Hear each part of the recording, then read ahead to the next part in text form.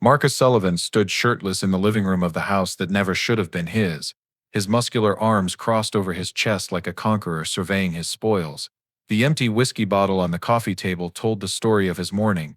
He stared down at the frail 73-year-old black man sitting on the couch, his father-in-law, Reverend William Johnson, and felt nothing but contempt mixed with something uglier, the satisfaction of taking from someone who'd never been allowed to have much in the first place. "Sign the papers, old man," Marcus growled, his voice thick with alcohol and menace. "This house, mine now. Everything you scraped together while the world gave you half the chances. Mine, your daughter. She stopped being yours the day she said I do." He leaned down, his breath reeking of whiskey, his blue eyes cold.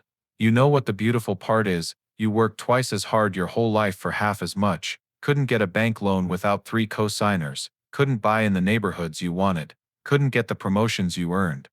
And now I'm taking it all, every penny, every inch, and there's not a damn thing you can do about it. That's justice, Reverend. Real American justice." Reverend William Johnson's weathered brown hands trembled as he looked at the property deed. The last thing he owned after 73 years of fighting against a system that had been rigged against him since birth. Across the room, his daughter Sarah stood frozen, her beautiful dark face streaked with tears, but she said nothing. She never did anymore. Love had blinded her to the monster she'd married. A monster who'd seen her father's lifetime of struggle and decided it was all his for the taking. But what Marcus Sullivan didn't know, what his arrogance and cruelty and racial contempt had blinded him to, was that his actions had reached the attention of someone far more powerful than any earthly authority, someone who'd seen every injustice William had endured, someone who remembered every door slammed in his face, every opportunity denied, every insult endured with dignity, and that divine justice was already walking toward this broken home on a quiet Atlanta street, ready to remind Marcus Sullivan that there's always a higher court. What happened next would expose the ugliest parts of America's history, and prove that no injustice, no matter how deeply rooted, is beyond redemption. 3 years earlier, Sarah Johnson had walked into the Pit Stop boxing gym and met the man who would destroy her family. Marcus Sullivan was shadowboxing in the ring, 6 foot 2 inches of sculpted muscle, moving with the fluid grace of someone who'd spent 20 years perfecting his craft. When he flashed her that devastating smile and asked for her number with the certainty of someone who'd never been told no, she was already falling. Their courtship was a whirlwind. Marcus brought flowers, showed up with takeout, told her she was beautiful with a frequency that felt like worship. He presented himself as a champion, denied his moment because the system was rigged against fighters without the right connections. Sarah, who'd spent her whole life watching her father struggle against actual systemic injustice, should have recognized the false narrative. But Marcus knew how to spot vulnerability and exploit it. The first time she brought him home to meet her father, Reverend William Johnson had been polite but cautious. He'd shaken Marcus's hand firmly, invited him to sit on the porch of his modest home in the West End neighborhood, offered him sweet tea in the gentle Southern tradition of hospitality. So Marcus William had said in his measured way, "Sarah tells me you're a boxer." "Former boxer, sir," Marcus had replied, and Sarah had been pleased by the respect in his voice. "I had a good run, but now I'm looking at other opportunities. I've got plans." "Plans are good," William had said thoughtfully. "But a man needs more than plans. He needs character, he needs faith." After Marcus left that evening, William had found Sarah in the kitchen. "Baby girl," he'd said gently, "I want you to be careful with that young man." "Daddy, he's wonderful," Sarah had protested. "I'm sure he does," William had said, choosing his words carefully. "But I've been a minister for 4 decades. I've counseled hundreds of couples, and I've learned that how a man treats you when he's trying to win you, and how he treats you when he thinks he has you are often 2 very different things. You don't know him like I do," Sarah had said defensively. William had sighed. "You're right, I don't know him. But I know men. Just promise me you'll take your time." But there had been a rush. 6 months later, Marcus had proposed, and Sarah had said yes before her father could voice the concerns growing louder in his heart. The wedding was small, held in William's church. Marcus's family hadn't attended. His mother sent her regrets. His brothers hadn't spoken to him in years over money he owed them. "My family's complicated," Marcus had explained. "They don't understand me. But your family is my family now." It was the most honest thing he'd ever said to her, though not in the way she understood it. William Johnson had never been a wealthy man. How could he be? He'd been born in rural Georgia in 1951. when Jim Crow laws were still the rule of the land and black children attended separate schools with hand-me-down books and teachers who were paid a fraction of what their white counterparts earned. His father had been a sharecropper, his mother a maid in white families' homes, but William had something that no law could take away: determination, faith, and an unshakable belief that education was the key to a better life. He'd walked 3 miles each way to the colored school, had studied by candlelight when his family couldn't afford electricity, had graduated top of his class despite having textbooks that were 10 years out of date. In 1969, when he was 18, William had applied to the University of Georgia. The school had been integrated for 8 years, but that didn't mean black students were welcome. William's application was rejected despite his perfect grades. The letter cited insufficient qualifications, but everyone knew what it really meant. Son, his father had told him that day, this country will always find a way to tell you no. The question is whether you'll let that no define you, or whether you'll find another yes. William had found another yes at Morris Brown College, a historically black institution in Atlanta. He'd graduated in 1973, married his sweetheart Lorraine Thompson that same year, and taken a position as assistant pastor at Greater Faith Baptist Church in the West End. For 40 years, Reverend William Johnson had served that community. He'd baptized babies who grew into adults who brought their own babies to be baptized. He'd married young couples and buried old saints. He'd preached sermons about justice and mercy, about endurance and hope, about a God who saw the suffering of the oppressed and promised that one day every wrong would be made right. He'd done all of this for a salary that never exceeded $40,000 a year, a fraction of what white ministers in wealthier neighborhoods earned for leading smaller congregations. William and Lorraine had been frugal. In 1985, they'd finally achieved the dream of home ownership, a modest 3-bedroom house in the West End. The house had cost $60,000, and they'd needed 3 co-signers to get the mortgage because the bank didn't trust a black minister's income, even with a 20-year work history. "This is our piece of America," Lorraine had said the day they moved in, tears streaming down her face. "Nobody can take this from us." She'd been wrong about that, but she wouldn't live to see it. Lorraine had died of breast cancer in 2008, when Sarah was 21. The medical bills from her final year had eaten through most of their savings despite the insurance. For the next 5 years it had been just the two of them. William had continued preaching until he turned 72, when the church had suggested it was time to retire. They'd given him a pension of $800 a month, plus his Social Security of $1,100, $1,900 a month to live on after 50 years of faithful service. William hadn't complained. He had his house, paid off after 30 years. He had his health, mostly. He had his daughter, successful and educated. He had his memories of Lorraine, his faith in God. He had no idea that a predator was already circling, looking for ways to strip away everything he'd built. The cracks in Sarah's marriage started showing in year 2. Marcus's drinking increased. His sporadic work became no work at all. The debts he'd hidden during courtship began surfacing. Credit cards maxed out, loans from shady characters, gambling losses mounting into thousands. "I need your help, baby," he'd said one night, voice thick with whiskey. "Just a loan, $5,000. I've got a business opportunity. I'll pay you back in a month." Sarah, who'd saved $15,000 with dreams of maybe buying a house someday, had hesitated, but Marcus had turned on the charm, had whispered promises that made $5,000 seem like a small price. The money vanished. The business opportunity never materialized.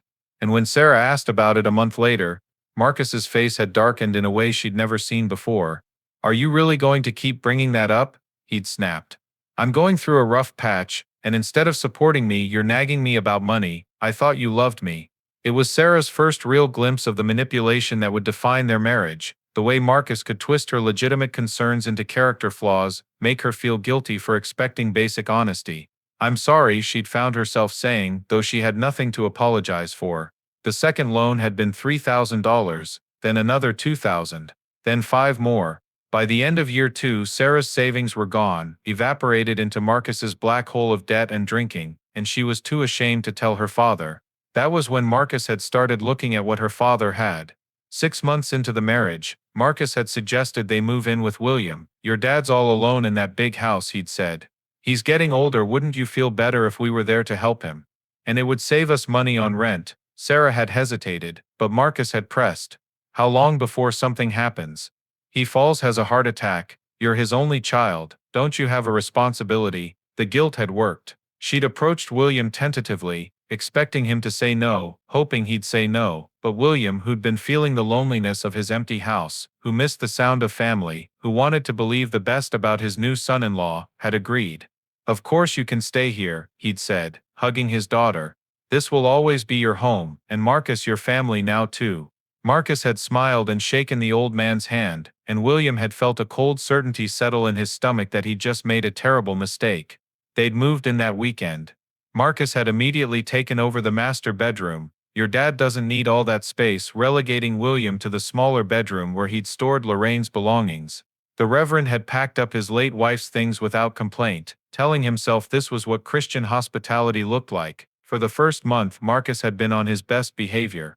But his true nature was showing in small ways, walking through the house shirtless, claiming space with his physical presence, eating William's carefully budgeted groceries without asking, leaving beer bottles everywhere. Marcus, William had said gently one evening, I'd like to keep the house the way Lorraine and I always kept it. That means picking up after yourself. Marcus had looked at him with barely concealed contempt. Sure thing, Reverend, he'd said in a tone that made the title sound like an insult. The drinking escalated quickly. Marcus no longer had to hide his consumption. Sarah was trapped now, too ashamed to admit the marriage was failing. He'd come home with a 12-pack and work through it by evening, his voice getting louder, his words more cruel. This house is depressing, he'd announced one night. Everything in here is old and worn out. When are we going to update this place? This furniture belonged to my wife, William had said quietly. It has memories. Memories don't make a house worth living in, Marcus had shot back. Sarah, don't you want to live somewhere nice, somewhere that doesn't feel like a museum for dead people? I think everything is fine, Sarah had said weakly. Of course you do, Marcus had sneered. You grew up in this neighborhood with these people, and you don't know what quality looks like. These people, William had repeated, his voice dangerously quiet. What exactly do you mean by that, son? Marcus had smiled, recognizing he'd finally dropped the mask. I mean people who settle, people who are happy with good enough. People who've never expected more because they've never been taught to expect more. The racial subtext was clear, hanging in the air like smoke. William had felt his hands tremble with anger he rarely allowed himself to feel, but he'd spent 70 years learning to control his reactions. I think it's time for me to turn in, he'd said instead, standing slowly. He'd gone to his bedroom and sat on the edge of the bed, feeling the weight of a mistake he didn't know how to fix. His daughter had married a man who despised him, who saw his entire life's work as something to be mocked. That night, William had prayed desperately, Lord, I don't know what to do. I can see where this is headed. Give me wisdom, give me strength, and please, please don't let this man destroy everything we've built. He'd had no way of knowing his prayer was already being heard, that divine intervention was already being planned, but first things would have to get much worse. The financial exploitation began 3 months after they moved in. William noticed his utility bills had tripled. When he gently asked if Sarah and Marcus could contribute to household expenses, she'd looked stricken. My paychecks have been going to pay off Marcus's debts, she'd said. But he promised things will turn around soon. I need help with these bills, William had said. I'm on a fixed income. I can't carry 3 adults on $1,900 a month. I'll talk to Marcus. Sarah had promised, tears in her eyes, but Marcus had his own ideas. That evening, he'd found William making dinner and sat down with a beer. Sarah tells me we need to talk about money, Marcus had said. I need help with household expenses, William had replied evenly. Here's the thing, Marcus had said, leaning back. You've got this house, all paid off, probably worth $250,000. You're sitting on an asset you're not leveraging. Meanwhile, you're pinching pennies over utility bills. This is my home, William had said slowly. It's not an asset to be leveraged. That's exactly your problem, old man, Marcus had said, his tone sharpening. People like you never learned how to make your money work for you. That's not how you build wealth. I'm not trying to build wealth, William had said. I'm trying to keep a roof over my head. What if I told you there was a way to do both? Marcus had leaned forward. You take out a home equity line of credit. The bank will give you $100,000 easy. You give me $50,000 to invest. I've got connections, and you keep $50,000 as a cushion. In a year I'll double your investment. William had stared at this man sitting in his kitchen, drinking his beer, proposing to gamble away his home equity, and felt a cold clarity. No, he'd said simply. No. Marcus had repeated, as if he'd never heard the word before. No, William had said again, more firmly. I will not risk my home on your business schemes. Marcus's face had darkened. You don't trust me, your own son-in-law, and you don't trust me. I didn't say that, William had begun. You didn't have to, Marcus had snapped, standing abruptly. I see how you look at me, like I'm not good enough for your daughter, like I'm some kind of criminal. You know what I think you're a bitter old man who can't stand to see a white man succeed where you failed. The words had hit William like a physical blow, not because they were true, but because they revealed how Marcus really saw him, how he saw all black people, as failures, as bitter, as obstacles to be removed. Get out of my kitchen, William had said quietly, his hands trembling. Gladly, Marcus had said, storming out. I'll be at Murphy's bar, where people actually appreciate me. Sarah had found her father sitting at the kitchen table an hour later, his dinner untouched, his face in his hands. Daddy, what happened? She'd asked. Marcus said you insulted him. I said no to a business proposal, William had said wearily. He just wanted to help, Sarah had said, and William had heard the automatic defense in her voice. Help himself, you mean? William had said sharply. Sarah, can't you see what he's doing? He's trying to get control of my house. That's not fair, Sarah had protested. He wants us to have security, at my expense, William had said. Baby girl, this man is not who you think he is. Stop it, Sarah had said, her voice rising. I know you never approved of Marcus, but I love him, and I need you to respect that. I do respect your choices, William had said, reaching for her hand. But I won't risk my home based on promises from a man who's never kept a promise in his life. Sarah had pulled her hand away. If that's how you feel, maybe Marcus and I should find somewhere else to live. Maybe that would be best, William had said quietly, though it broke his heart. But Marcus had no intention of leaving. He'd found something better. He'd found a way to take what he wanted by making William's life so miserable that the old man would eventually give up and give in. The months dragged on. Marcus's drinking got worse. His temper got shorter. He began treating the house like his own, making changes without asking, bringing friends over at all hours, playing music loud enough to shake the walls. When William objected, Marcus would smile and say, "This is Sarah's house too, isn't it?" Sarah, caught between her husband and her father, found herself taking Marcus's side more often, worn down by his constant complaints. "Your father is so controlling," Marcus would tell her. "He can't accept that you're a grown woman with your own family now." "Maybe you could try to meet him halfway," Sarah would suggest weakly. "I've tried," Marcus would lie. "But he doesn't respect me. He looks at me and sees everything he thinks is wrong with white people." Slowly, methodically, Marcus began isolating Sarah from her father, creating conflict where none existed, forcing her to choose sides until she was exhausted from the constant tension. That was when Marcus made his final move. "I need money," he told Sarah one night, breath heavy with whiskey. "I've got debts. Real debts. The kind that come with consequences if I don't pay them." "What kind of debts?" Sarah had asked, her heart sinking. "Does it matter?" Marcus had snapped. "I need $20,000. "I don't have $20,000, Sarah had said.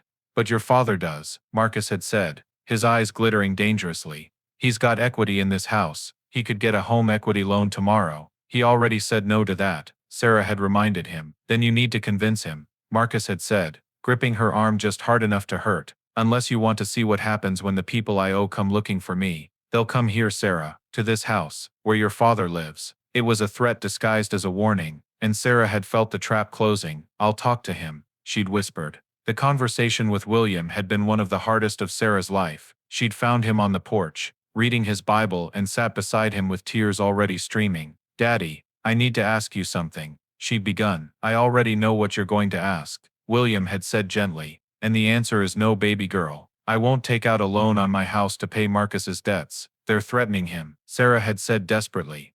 "Bad people. If he doesn't pay, they'll hurt him. Then maybe Marcus should go to the police," William had suggested. "You don't understand," Sarah had sobbed. "Please, Daddy, I'm begging you." William had looked at his daughter, his precious girl who'd once been so strong and confident, and seen how thoroughly Marcus had broken her down. "I can't do it," he'd said, his own tears falling. "Sarah, I love you more than my own life, but if I take out that loan, we'll lose this house. They'll take it when Marcus doesn't pay back. And he won't, baby. You know he won't. You're choosing a house over your daughter's safety," Sarah had said bitterly. I'm choosing not to enable a man who's destroying you, William had replied, and one day I pray you'll understand that. Sarah had gone back inside, and William had heard the yelling, Marcus's rage, Sarah's sobbing pleas, the sound of something breaking. He'd sat on his porch and wondered how much more his heart could break. That night, Marcus had made a phone call to a lawyer friend who specialized in creative legal solutions. By the end of the week, he had a plan. If William wouldn't give him access to the house's equity willingly, Marcus would find another way to take it. He'd spent the next 6 months systematically forging documents, manipulating Sarah into signing papers she didn't understand, creating a legal maze that gave him power of attorney over William's affairs based on fabricated medical evaluations claiming the old man had dementia. He'd used his connections, his white privilege, his ability to present himself as a concerned son-in-law, trying to protect his mentally declining father-in-law. The system that had failed William his entire life, failed him again. The bank believed Marcus, the lawyers believed Marcus, and by the time William realized what was happening, Marcus had already transferred the house deed into his own name, which brought them to this moment.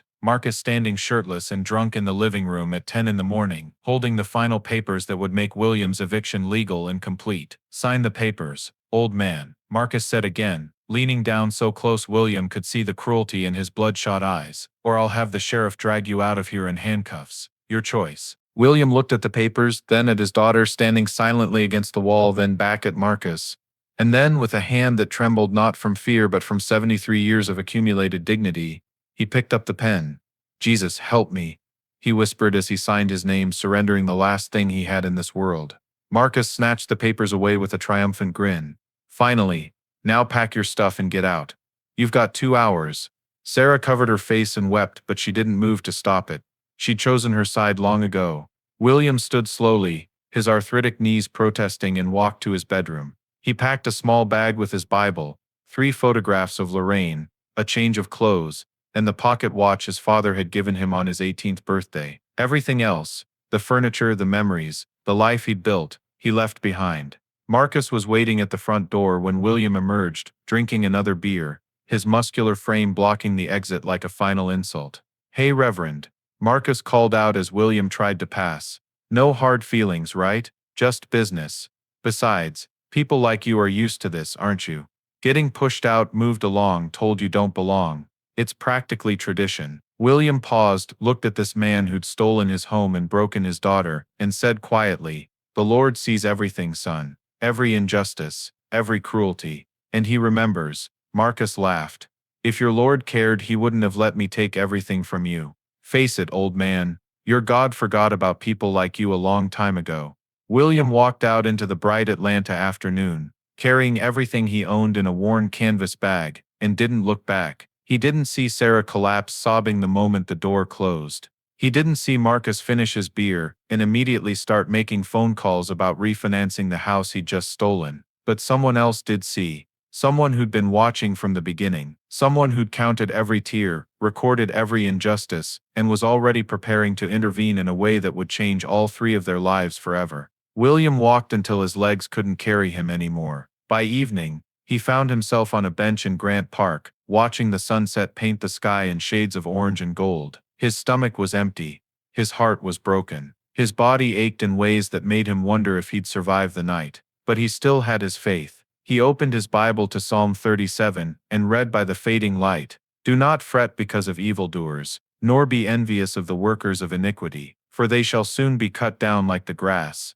and wither as the green herb." I want to believe that, he said aloud to the empty park. I want to believe you see this. But Lord, I'm tired. I'm so tired, and I don't know how much longer I can hold on. The sun dropped below the horizon, and darkness fell over Atlanta. William closed his Bible, clutched his bag to his chest, and tried to find a position on the hard bench that didn't make his arthritis scream. That's when he heard footsteps approaching through the gathering dark. He tensed, preparing for whatever came next. A mugger, a police officer telling him to move along, another indignity in a life that had seen too many. But when he looked up, he saw a figure walking toward him through the shadows, and something about the way this person moved made William's heart suddenly beat faster with a hope he couldn't explain. The figure stepped into the glow of a nearby street light, and William gasped. It was a man in simple clothes, with kind eyes and an expression of such infinite compassion that William felt tears spring to his eyes before a single word was spoken.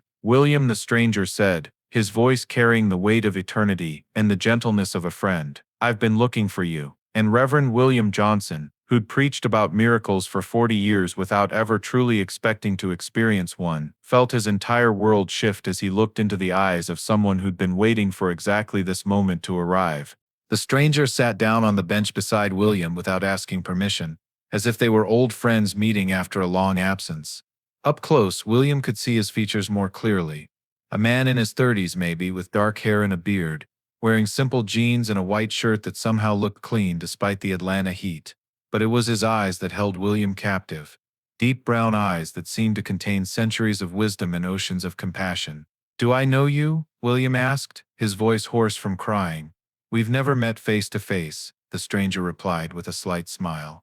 "But I've known you since before you were born, William. I was there when you walked 3 miles to school every day. I was there when the University of Georgia rejected you. I was there when you married Lorraine. I was there when she died. And I was there this morning when Marcus Sullivan took the last thing you owned in this world." William's breath caught in his throat. "Who are you?" The stranger looked at him with infinite patience. "I think you know who I am, William. You've been talking to me for 73 years. You've preached about me for 40 of those years. You've told thousands of people that I hear their prayers, that I see their suffering, that I never abandon those who call on my name." He paused, letting the weight of his words settle. "Did you mean it? Or were those just beautiful words for Sunday morning?" William felt his hands begin to shake, not from fear but from a realization so overwhelming it threatened to stop his heart. "Jesus," he whispered. The stranger nodded slowly. "I've been called by many names across many centuries. But yes, William, I'm the one you've been praying to all these years. And tonight I decided to answer in person." For a long moment William couldn't speak. His mind raced through every sermon he'd ever preached, every Bible verse he'd ever memorized, every prayer he'd ever uttered, and none of it had prepared him for this moment. The Son of God sitting beside him on a park bench in Atlanta, wearing jeans and a white shirt like any other man. "Why?" William finally managed. "Why now? Why nay? I'm nobody, just a broken old man who lost everything." "That's exactly why," Jesus replied gently. "Because you're the kind of person the world overlooks. The kind of person the system was built to keep down. The kind of person who works twice as hard for half as much and still gets told it's not enough." He reached over and placed his hand on William's weathered one. "You think I don't see what you've endured? Every closed door, every denied opportunity, every insult you swallowed with dignity. I've counted every single one, William. And I'm here to tell you, your suffering hasn't been invisible." Tears streamed down William's face. "But you let Marcus take my house. You let him destroy my family. Where were you when I needed you?" "I was exactly where I've always been," Jesus said, his voice firm but kind. "The question isn't where I was, William. The question is, what are you going to do with what you've learned from this pain?" William shook his head in confusion.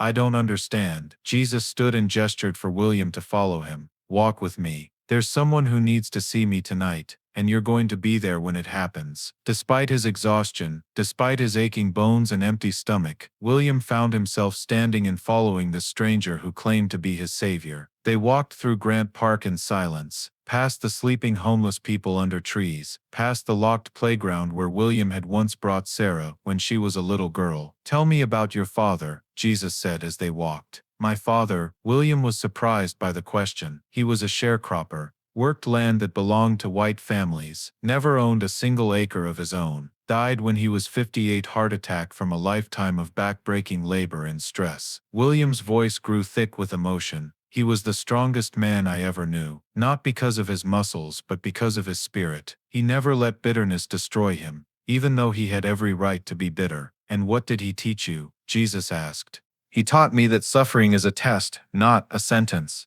That how you respond to injustice defines you more than the injustice itself. That you can't control what the world does to you, but you can control who you become because of it." Jesus nodded approvingly. "Your father was wiser than most theologians I've met. So tell me, William, what kind of man has Marcus Sullivan's cruelty made you? Bitter or better?" William was silent for a long time as they walked. Finally he said, "I don't know. I thought I'd forgiven him 100 times. But tonight, sitting on that bench, all I could think about was how much I wanted him to suffer the way he's made me suffer." "That's honest," Jesus said. "And honesty is the first step toward healing." Do you know why Marcus is the way he is? Because he's evil. William said flatly. Because he's broken. Jesus corrected gently. Let me show you something. He stopped walking and placed his hand on William's shoulder. Suddenly, William's vision blurred and shifted, and he found himself looking at a scene from the past, though he was somehow still standing in the park with Jesus beside him. He saw a little boy, no more than 8 years old, with blonde hair and blue eyes. The boy was cowering in the corner of a kitchen while a massive man, clearly his father, loomed over him, belt in hand, screaming about a glass of spilled milk. The man's breath reeked of alcohol. His face was twisted with rage that had nothing to do with the milk, and everything to do with his own failures, his own disappointments, his own pain that he'd never learned to process. Please, Daddy, the little boy cried. I'm sorry. I'll clean it up. Please don't. The belt came down. Again, and again, and again. William watched in horror, and then the vision shifted. The same boy, now 13, sitting in a school counselor's office while a kind woman tried to talk to him about the bruises on his arms. Marcus, I want to help you, she said gently, but you have to tell me the truth about what's happening at home. Nothing's happening, the boy said, his voice flat and dead. I fell down the stairs. Another shift. Marcus at 17, standing over his father's grave, feeling nothing. The old man had drunk himself to death, leaving behind nothing but debts and trauma. Marcus's mother had remarried within 6 months and moved away, barely looking back. His brothers blamed Marcus for their father's rage. You were always making him angry, and wanted nothing to do with him. Another shift. Marcus at 23, winning his first professional boxing match, finally finding something he was good at, finally feeling powerful for the first time in his life. The crowd cheering his name, the rush of adrenaline, the intoxication of being able to hurt someone legally, to channel all his rage into something society applauded. And then the final shift. Marcus at 33, losing the fight that would have given him a title shot. His career ending not because he wasn't talented enough, but because he couldn't control the rage that boiled inside him. Getting suspended for attacking a referee, for threatening opponents outside the ring, for the drinking problem that made him unreliable. Watching younger, more disciplined fighters take the opportunities that should have been his. The vision faded, and William found himself back in the park, tears streaming down his face for a very different reason. Do you see now? Jesus asked quietly. Marcus Sullivan is a man who was broken by his father, abandoned by his family, and never learned any way to deal with pain except to inflict it on others. His cruelty isn't an excuse, it's an explanation, and explanations matter if you want to understand how to break cycles instead of just condemning them. But what he did to me, William began, was inexcusable. Jesus interrupted firmly. I'm not asking you to excuse it, William. I'm asking you to understand it, because tonight we're going to do something that will change his life, but it will only work if you're willing to be part of the solution instead of just another victim crying out for revenge. What are you going to do? William asked. Jesus smiled, and there was something both gentle and fierce in his expression. I'm going to show Marcus Sullivan the same thing I'm showing you right now, that every human being is carrying trauma, that pain passes down through generations until someone chooses to break the cycle, and that the only way to stop the chain of suffering is through the kind of radical forgiveness that seems impossible until you realize how much you've been forgiven. They walked on in silence, leaving the park and heading through the dark Atlanta streets toward the West End. William's legs should have been tired, but somehow he felt energized, as if walking with this man was restoring strength to his worn-out body. Can I ask you something? William said after a while. Anything. Why does it have to be this way? Why does suffering exist at all? You're God. Couldn't you have made a world without pain? Jesus looked at him with profound sadness. I could have made a world of robots who never chose cruelty because they never had the capacity to choose at all. But I wanted more than that. I wanted children, not machines. And that means giving humanity the terrible, beautiful gift of free will. Marcus's father chose cruelty. Marcus chose to continue that cycle. Your father chose to break it. Sarah chose love even when it blinded her. You chose dignity even when the world tried to strip it away. Every choice matters, William. Every single one. And what about the systems? William asked, his voice rising with decades of suppressed anger. What about the laws that kept my people in chains? The banks that wouldn't give us loans? The schools that wouldn't teach our children? The jobs that wouldn't hire us? Those weren't just individual choices. Those were whole systems built on oppression. You're absolutely right. Jesus said, and his voice carried a weight of divine anger that made the air around them seem to crackle. Every system of oppression grieves me, every law written to keep people down, every institution built on injustice, every society that elevates some while crushing others. I see it all, and it breaks my heart. Do you know what I said when I walked the earth 2,000 years ago? Woe to you who make unjust laws, to those who issue oppressive decrees, to deprive the poor of their rights and withhold justice from the oppressed. That hasn't changed. My anger at injustice hasn't faded. Then why don't you fix it? William demanded. Why don't you just come down and tear down every unjust system, punish every oppressor, and make the world fair? They had reached William's old neighborhood now, walking past the church where he'd preached for 40 years, past the houses where he'd known every family. Jesus stopped and looked at William intently. Because if I forced justice on humanity, I would rob you of the dignity of choosing it yourselves. The fight for justice only has meaning when people choose to fight for it, when they choose to sacrifice for it, when they choose to build something better even when the cost is high. Your father chose dignity over bitterness. You chose service over resentment. Martin Luther King chose nonviolence over revenge. Every person who decides to be better than their circumstances, better than their trauma, better than the systems that tried to crush them, they're doing my work in the world. They're proof that humanity is capable of transcending its worst impulses. But we lose so often, William said, his voice breaking. The oppressors seem to win so often, in the short term. Yes, Jesus agreed. But I'm playing a longer game than you can see, William. Every act of dignity in the face of injustice plants a seed. Every choice to love instead of hate, to forgive instead of revenge, to build instead of destroy. Those seeds grow into forests that change the world. You may not see the harvest in your lifetime. Your father didn't. But the harvest comes. It always comes. They had arrived at William's old house now, the house that was no longer his. Every window was dark except one, the living room, where William could see Marcus's silhouette pacing back and forth, phone pressed to his ear, probably talking about refinancing or some new scheme. Is he alone? Jesus asked. Sarah is probably asleep, William said. She works early shifts at the hospital. Good, Jesus said. What I'm about to do will be traumatic enough without an audience. He turned to William. I need you to wait here. What happens next, Marcus needs to experience on his own, but afterward I'll need you to do something very difficult. What? William asked, though he already dreaded the answer. I'm going to break him, Jesus said simply. I'm going to show him every moment of pain he's caused, every life he's damaged, every choice he's made that led him further from who he was meant to be. I'm going to make him feel the weight of his own cruelty until it crushes him completely. And when he's broken, truly utterly broken, you're going to have to decide whether to help him stand back up. I don't know if I can do that, William admitted. I know, Jesus said gently.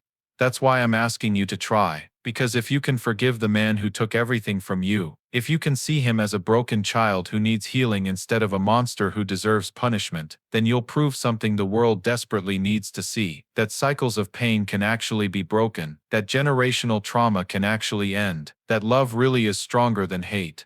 Before William could respond, Jesus walked up to the front door of the house, William's house, that Marcus had stolen, and knocked firmly 3 times. The pacing inside stopped. Marcus's voice called out, irritated, "Who the hell is knocking on my door at midnight?" Jesus didn't answer. He simply knocked again, 3 more times, with the same patient firmness. William heard footsteps approaching the door, heard the lock being turned. The door swung open, and Marcus stood there in his boxer shorts, his muscular torso glistening with sweat, a beer in his hand, his face twisted with irritation that turned to confusion when he saw the simply dressed man on his doorstep. "Can I help you?" Marcus asked, his tone making it clear he had no intention of helping anyone. Jesus looked at him with an expression of profound sadness mixed with infinite love. "Marcus Daniel Sullivan," he said, his voice resonating with authority that made Marcus take an involuntary step backward. "Son of Daniel Marcus Sullivan, grandson of Marcus William Sullivan, carrier of 4 generations of unhealed trauma,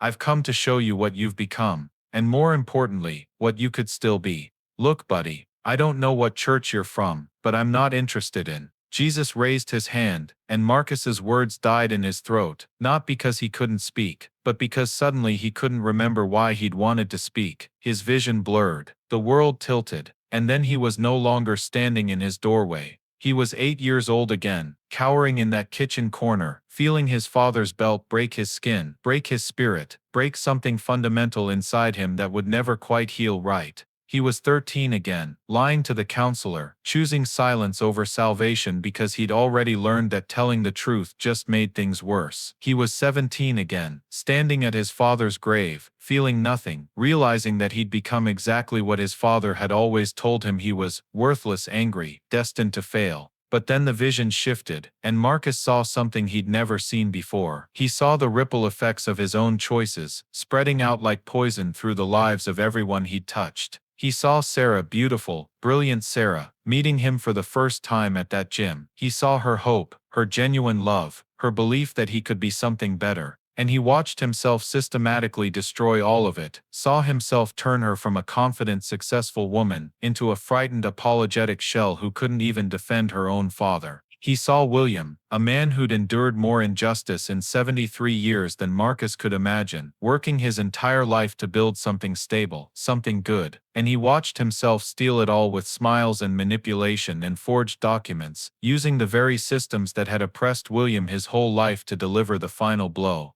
But worse than that, he saw the children who would never be born, because Sarah's spirit had been crushed. He saw the community members who would miss William's counsel because the old man no longer had a church to serve in. He saw the future he'd stolen, not just from William, but from everyone connected to him. And then Jesus showed him something even more devastating. He showed Marcus the man he could have been. Marcus saw an alternate version of himself, a man who'd gone to therapy after his father died, who'd processed his trauma instead of projecting it onto others, who'd found healthy ways to deal with his anger. He saw this other Marcus meeting Sarah and treating her with respect, asking William for his blessing before proposing, building a life based on genuine love instead of manipulation. He saw this better version of himself coaching troubled kids at the gym, helping them process their own trauma so they didn't repeat the cycle. He saw himself becoming the father he'd never had, the husband Sarah deserved, the son William had hoped for. And the distance between who he was and who he could have been was so vast, so unbridgeable, that Marcus felt something inside him shatter completely. The vision ended. Marcus found himself on his knees in the doorway, sobbing with a depth of anguish he'd never allowed himself to feel. His carefully constructed armor of arrogance and cruelty had been stripped away, leaving nothing but the broken little boy he'd been trying to hide for 30 years. "I'm sorry," he choked out, though he didn't even know who he was talking to. "I'm sorry, I'm sorry, I'm so sorry." Jesus knelt beside him, placing a hand on his shaking shoulder. "I know you are. The question is, what are you going to do about it?" Marcus looked up with tear-streaked face, seeing Jesus clearly for the first time. "Who are you?" "I'm the one who sees who you really are beneath all the anger and fear. I'm the one who knows you're more than your worst choices, and I'm the one who's offering you something you don't deserve and can never earn, a chance to start over." "I don't deserve that," Marcus whispered. "No, you don't," Jesus agreed. "None of us do. But that's the point of grace. It's not about deserving. It's about choosing something better even when you've been choosing wrong for so long that better seems impossible." Marcus shook his head. "You don't understand what I've done. I destroyed that old man. I stole everything from him. I broke his daughter. I can't fix that." "You're right," a voice said from the darkness behind Jesus. "You can't fix it." Marcus looked up and saw William standing at the edge of the porch light, his weathered face unreadable. "But maybe," William continued, his voice shaking with effort, "maybe we can figure out how to heal it together." Marcus stared at the old man he'd tormented, stolen from, humiliated, and evicted. And in William's eyes he didn't see the hatred he deserved. He saw something far more terrifying and beautiful. He saw the possibility of forgiveness. "Why?" Marcus gasped. "Why would you even consider forgiving me?" William walked slowly up the porch steps, each movement deliberate, until he was standing directly in front of Marcus. "Because someone once told me that carrying bitterness is like drinking poison and waiting for the other person to die. Because I've spent 40 years preaching about grace, and it turns out grace is much harder when you actually have to extend it to your enemies. And because," his voice broke, because that man beside you just reminded me that you're somebody's son, just like I was somebody's son, and maybe the only way to stop the cycle of pain is for someone to finally say it ends here with me, tonight. Jesus stood and stepped back, giving them space. This is the moment, he said quietly. This is where everything changes. Marcus, you can accept the grace being offered and spend the rest of your life trying to become the man you could have been, or you can reject it. Stand up, close this door, and continue down the path you've been on. But choose carefully, because this moment won't come again. Marcus looked at William, then at Jesus, then at his own hands, which had caused so much damage. And then, for the first time since he was a child, Marcus Sullivan made a choice based on something other than anger or fear. He reached out a trembling hand toward William. "Help me," he whispered. "Please, I don't know how to be better, but I want to try." William looked at that outstretched hand for a long moment. Every fiber of his being wanted to reject it, to walk away, to let this man suffer as he'd made William suffer. But then he felt Jesus' presence beside him, felt the weight of every sermon he'd ever preached about forgiveness, felt the ghost of his father whispering that how you respond to injustice defines you more than the injustice itself. And Reverend William Johnson, 73 years old, homeless, broken and somehow still believing in redemption, reached out and took Marcus Sullivan's hand. The moment their hands touched, something shifted in the air, not a supernatural glow or a dramatic sign, but something subtler and more profound, a cycle breaking, a chain snapping, a new possibility being born in the ruins of what had been destroyed. Jesus smiled, and in his smile was the satisfaction of a plan completed, a prayer answered, a divine intervention that had been in motion since before William signed those papers that morning. "Now comes the hard part," Jesus said gently. "Now comes the actual work of healing." They sat together in William's living room, the room that legally belonged to Marcus now, though the weight of that fact hung heavy in the air. Sarah had woken from the commotion and stood in the doorway, her eyes wide with confusion as she watched her husband kneeling on the floor, crying, while her father sat on the couch and a stranger stood by the window. "Daddy?" she said, her voice breaking. "What's happening? I thought you were gone."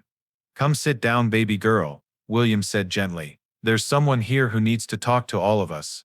Sarah moved slowly into the room, never taking her eyes off Jesus, who turned from the window with a smile of such warmth that she felt something crack open inside her chest. "My name is Jesus," he said simply, "and I've come to help your family heal." Sarah's laugh was bitter. "Jesus, the actual Jesus." She shook her head. "This is insane. I'm losing my mind." "You're not losing your mind," Jesus said. "You're finally seeing clearly for the first time in years. Tell me, Sarah, when did you stop recognizing yourself in the mirror?" The question hit her like a physical blow. She sank onto the arm of the couch, tears already falling. "I don't know. Somewhere along the way I just disappeared. I became whatever Marcus needed me to be, whatever would keep the peace, whatever would stop the yelling. That's what abuse does," Jesus said, his voice gentle but firm. "It doesn't usually come all at once. It comes in small compromises, tiny concessions, little moments where you give up pieces of yourself until one day you wake up and realize there's nothing left." Marcus was still on his knees, his face buried in his hands. "I'm sorry," he choked out. "Sarah, I'm so sorry. I destroyed you. I destroyed everything." "Sorry doesn't fix this," Sarah said, her voice hard. "Sorry doesn't give Daddy back his house. Sorry doesn't give me back the last 3 years." "You're right," Jesus interjected. "Sorry doesn't fix anything,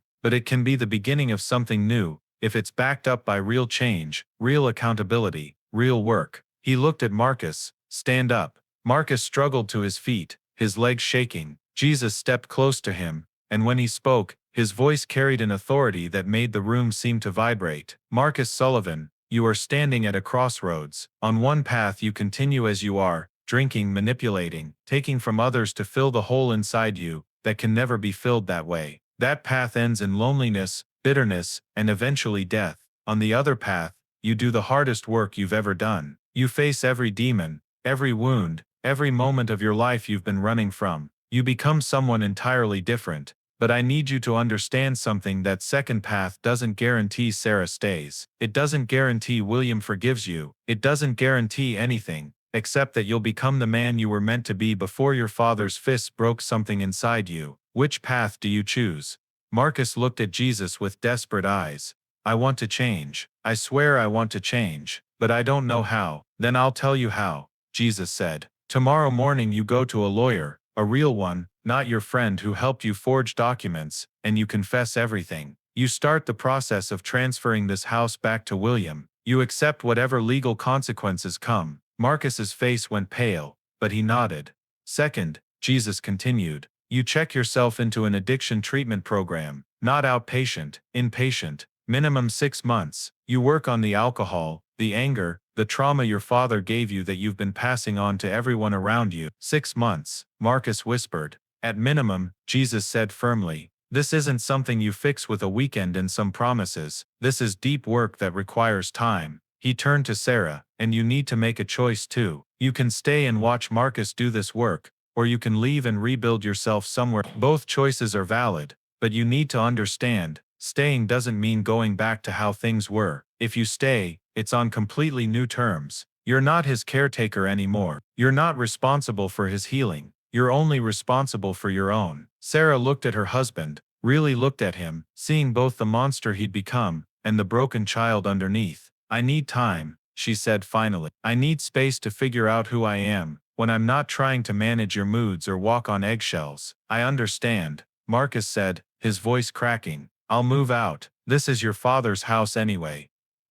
Actually, Jesus said, we need to talk about what you did, Marcus. You didn't just steal a house. You used systems that have been oppressing Black Americans for centuries to do it. You weaponized the same legal structures that kept William's ancestors enslaved, that denied them property rights, that redlined their neighborhoods. Do you understand how deep that betrayal goes? Marcus's face crumbled. I didn't think about it like that. I just saw an opportunity. That's exactly the problem. Jesus cut him off. You didn't have to think about it. That's what privilege means. You get to see someone's lifetime of struggle as just an opportunity for you. He turned to William. And you, William. You've spent your whole life being the bigger man, turning the other cheek. But there's a difference between forgiveness and enabling. You can forgive Marcus and still demand justice. You can extend mercy and still require accountability. Do you understand? William nodded slowly. I think I've spent so long just surviving that I forgot I'm allowed to demand better. Exactly, Jesus said. So here's what happens. Marcus transfers the house back, confesses his crimes and enters treatment. Sarah moves back here with you while she figures out her next steps. And you, William. Tomorrow, the pastor of Greater Faith Baptist calls you. They want you back as minister of pastoral care. $48,000 a year. Say yes. William's eyes went wide. How do you know? Because I've been working on this for months, Jesus said with a smile. This didn't start tonight. This started with every prayer you whispered, every act of kindness you showed, every time you chose to keep your heart soft in a hard world. Tonight is just the harvest. He moved toward the door, and everyone felt the weight of his departure. Wait, Sarah called out. You're just leaving. Jesus turned back. My work here is done. The rest is up to you three. But remember, you're not alone. Every time you choose forgiveness over bitterness, healing over comfort, justice over revenge, I'm there. He looked at each of them in turn. Marcus, the treatment center in North Carolina, has a bed waiting for you. They specialize in men carrying generational trauma. Sarah, there's a therapist named Dr. Chen, who works with survivors of emotional abuse. She's expecting your call. William, check your jacket pocket. William reached into his pocket and pulled out an envelope he knew hadn't been there before. Inside was $5,000 in cash. For immediate needs, Jesus said. Food, utilities, getting stable. When Marcus starts the legal process tomorrow, you'll find his forged documents are easy to prove as fraud. Everything he took can be restored. I don't know what to say, William whispered. Say you'll use this second chance wisely. Say you'll let your church know what happened, because other families are being exploited and need to know they're not alone. Say you'll keep preaching about grace, but also start preaching about justice, because both matter. I will, William promised, tears streaming down his face. I promise. Jesus smiled and opened the door. The night air rushed in, carrying with it the scent of jasmine and possibility. One more thing, he said, pausing at the threshold. What happened here tonight? This moment of grace, this choice to break the cycle, it ripples outward in ways you'll never fully see. Marcus, every person you counsel in that treatment center will be touched by what you learned here. Sarah, every family you help in your work will benefit from your healing. William, every sermon you preach about grace and justice will plant seeds in hearts that will bloom years from now. None of you will ever know the full impact of choosing love over hate tonight, but I will, and it's beautiful." And then he was gone, stepping out into the Atlanta darkness, leaving behind 3 people who would spend the rest of their lives trying to live up to the grace they'd been given. 1 year later, the courtroom was packed the day Marcus Sullivan stood before a judge. His public defender had advised him to plead guilty to fraud and elder exploitation. The prosecutor wanted prison time. When the judge asked if anyone wanted to speak before sentencing, Reverend William Johnson stood up from the back. "Your Honor, I'm the victim in this case," William said, his voice steady. "Marcus Sullivan stole my house, my savings, and 3 years of my life. He used systems of oppression to do it. What he did was criminal and inexcusable." The prosecutor smiled, thinking this would help her case. But William continued, "I also believe punishment without rehabilitation is just revenge. Marcus has spent 9 months in treatment. He's been sober for 270 days. He's done more therapy than most people do in a lifetime. He's not the same man who stole from me." He turned to the judge. "I'm asking you to sentence him to supervised probation instead of prison, with conditions that he continues treatment and performs community service. Let him prove that people can change." The courtroom erupted in whispers. Marcus's shoulders shook with sobs. The judge was quiet for a long moment. "Mr. Johnson, what you're suggesting is extraordinarily generous. Are you certain?"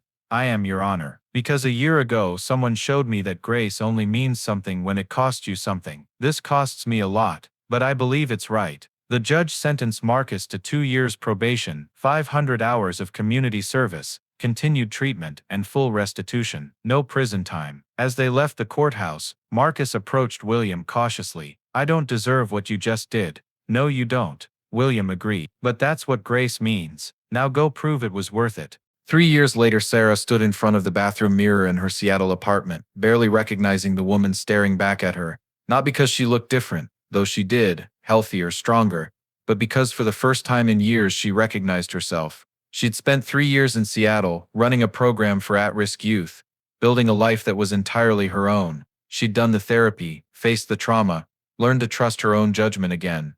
Marcus had completed treatment and was now 3 years sober, working as a counselor at the same facility where he'd gotten help. He wrote her letters, real letters, on paper, filled with insights from therapy and genuine accountability. He never asked her to come back, never pressured her, just showed up for his own healing and let her know he was doing it. And Sarah still didn't know if she loved him anymore, didn't know if she could ever trust him again. What she did know was that she had a choice, a real choice, made from strength instead of fear. Her phone rang. It was her father. "Hey, Daddy," she answered. "Baby girl, I got some news," William said, his voice warm. "The church is hosting a conference on family healing and justice. They want me to speak, and they're inviting Marcus too, to talk about his journey from abuser to counselor. I wanted to ask if you'd be okay with that before I said yes." Sarah was quiet for a moment. 3 years ago, the thought of her father and Marcus sharing a stage would have felt like betrayal. Now it felt like something else, like proof that healing was real, that cycles could break, that grace could transform even the ugliest situations. "I'm okay with it," she said. "Actually, I'm more than okay. I'm proud of you, of him, of all of us, for doing the work." "You thinking about coming home for a visit?" William asked hopefully. Sarah looked around her Seattle apartment, her safe space, her fresh start, her proof that she could build a life on her own terms. "Yeah," she said. "I think I am. It's time." The conference 6 months later, Greater Faith Baptist Church was packed with over 300 people who'd come to hear about family healing, justice, and grace. William stood at the podium, looking out at the sea of faces, black and white, young and old, broken and healing. 4 years ago, he began. "I lost everything, my home, my savings, my dignity. I was 73 years old, sitting on a park bench, wondering if God had forgotten about me." The room was silent, everyone leaning forward. And then a stranger sat beside me and reminded me that grace isn't real until it costs you something, that forgiveness isn't powerful until you extend it to someone who doesn't deserve it. He paused, his eyes finding Marcus in the front row, 3 years sober, tears already streaming down his face. "That stranger taught me that the only way to break cycles of pain is for someone to say it ends here, with me, with this choice. That makes no sense to anyone watching but makes perfect sense to the God who invented grace." He gestured to Marcus. "I want to introduce you to someone. Marcus Sullivan stole everything from me. He used systems of oppression to do it. He deserved prison. But instead, he got grace, not because he earned it, but because that's what grace means. And today, he's going to tell you what happened when someone chose to break the cycle instead of continuing it. Marcus stood and walked to the podium on shaking legs. He looked out at the crowd, seeing judgment in some faces, curiosity in others, and hope in many. "My name is Marcus Sullivan," he began, his voice cracking, "and I'm a recovering alcoholic, a recovering abuser, and a man who spent the first 38 years of his life destroying everyone who loved me." He told his story, the abuse from his father, the pain he'd carried, the way he'd weaponized his privilege and used systems of oppression to steal from a man who'd already suffered more injustice than Marcus could imagine. He didn't minimize it, didn't make excuses, just told the truth. "I deserved prison," he said. "I deserved to lose everything." But Reverend William Johnson stood in a courtroom and asked for mercy instead of justice, and that mercy changed my life. Not immediately. Change isn't instant. But over 3 years of sobriety, therapy, and work, I became someone different. He looked directly at William. "I can never give back what I took. I can never undo the pain I caused. But I can spend the rest of my life being for others what grace was for me. I can break the cycle that ran through 4 generations of my family. I can prove that people can change if someone's brave enough to believe they can." The room erupted in applause. Marcus stepped back from the podium, and William stood to embrace him, a moment that 4 years ago would have been impossible. Sarah watched from the back of the church, tears streaming down her face. She still didn't know if she and Marcus would ever rebuild their marriage. That question remained open, but she knew something more important. She'd witnessed a miracle, not the flashy kind where blind eyes suddenly see, but the harder kind where broken people choose healing, where cycles of pain actually end, where grace transforms lives. After the conference, she found her father outside, standing in the same spot where 4 years ago, Marcus had forced him to sign away his house. "You did good today, Daddy," she said, slipping her arm through his. "We all did," William said. "You, me, Marcus, we all chose something different than what our pain wanted us to choose." They stood together in comfortable silence, watching the sunset paint the Atlanta sky in shades of gold and orange. "Daddy," Sarah said quietly, "do you ever see him, Jesus? Do you ever wonder if that night was real?" William smiled. "Every single day I see him. Not with my eyes, but I see him in every choice we make to love instead of hate, forgive instead of revenge, heal instead of wound.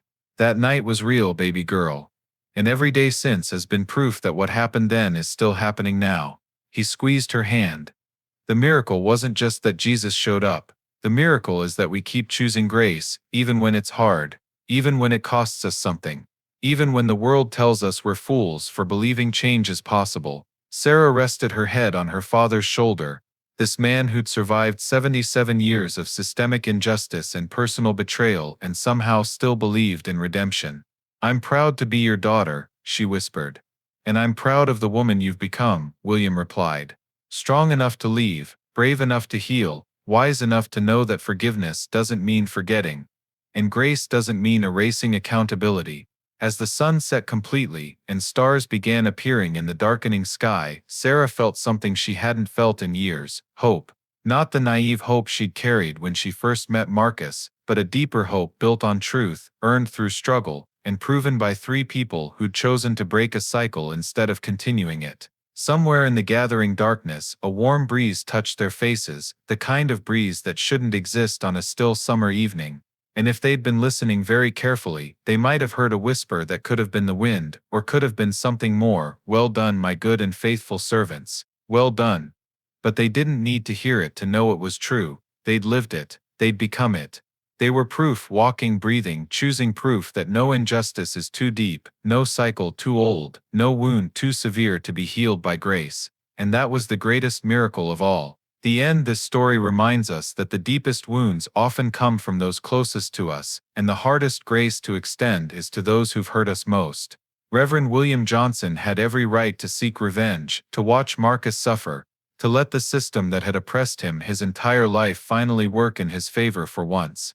But he chose something harder, something that seemed foolish to everyone watching. He chose grace, and that choice didn't just change Marcus, it changed everyone. Sarah found the strength to rebuild herself. William discovered that forgiveness freed him more than it freed Marcus, and Marcus learned that redemption is possible, even for those who've caused tremendous harm. This isn't just a story about one family in Atlanta.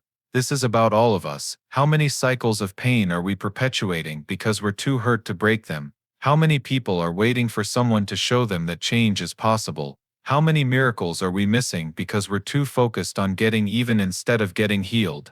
The question isn't whether Marcus deserved grace. He didn't. The question is, what kind of world do we want to live in? One where pain just gets passed down forever, or one where someone finally says it ends here with me? What about you? Have you ever had to choose between revenge and grace? Have you witnessed someone break a cycle of pain in their family? Or maybe you're in the middle of that choice right now, wondering if forgiveness is weakness or the hardest kind of strength. Drop a comment below. What would you have done if you were in Reverend William's position? Would you have shown Marcus mercy, or would you have let justice take its course? And here's the harder question. Have you ever been the Marcus in someone else's story? Let's talk about it.